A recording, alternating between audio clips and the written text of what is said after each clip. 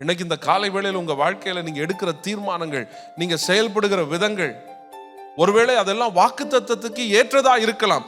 வாக்குத்தத்தத்துக்கு ஏற்றவைகளை நீங்கள் சிந்தித்தாலும் செயல்பட்டாலும் தேவ பிள்ளைகளே, அது ஆவியின் நிறைவோடு இருப்பது அவசியம். அல்லேலூயா. அது ஆவியின் நிறைவோடு இல்லைன்னா அதனுடைய முடிவு மரணமா மாறும். அதுல ஜீவனும் சமாதானமும் வெளிப்படாது. அல்லேலூயா.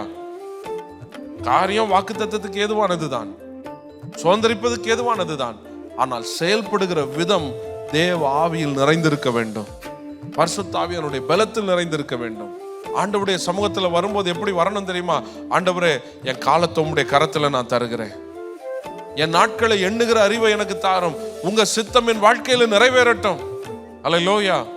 நீங்க தேவ சித்தம் நிறைவேற ஒப்பு கொடுத்து பாருங்க, உங்க வாழ்க்கை கர்த்தர் மகிழ்ச்சியின் கூடாரமாய் மாற்றுவார்.